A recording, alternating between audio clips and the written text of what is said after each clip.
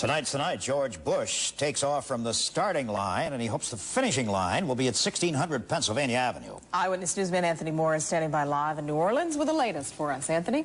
Well, as we heard at the top of the show, the big question today is, what about Dan Quayle, the vice presidential nominee? With me now is Jeb Bush, who is a Florida delegate. He also happens to be the son of the presidential nominee, George Bush. Is this a big issue here?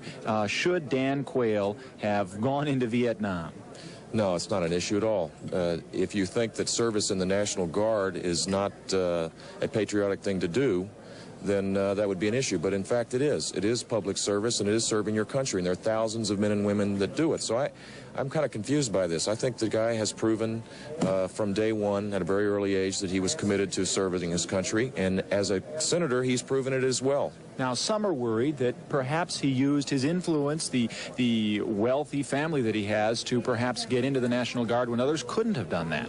I do not have any information about that. I know that the campaign has asked extensive questions about all of his background, so it's hard to for me to give you a determination about that. I really can't. But is your dad questioning his choice now? No, he's not questioning it at all. And Dan Quayle will be a great campaigner for George Bush in the fall, and I hope he gets to Buffalo so people get to see him, because he's an attractive candidate that's got a very articulate and has got a good vision for the future. You were more or less of that era. Were times different? I mean, is this a generational thing we have to address because he's the first baby boomer on the national ticket? I think so. I hadn't thought about that, but for example, I was not drafted because the draft didn't exist. I'm 35 years old. Now, if I ever run for office and I didn't serve in the military, is that going to be something that is going to make me impossible to run? I don't, you know, it's an interesting subject. I frankly think it's more important what you feel about your country and your service in different ways that's going to matter.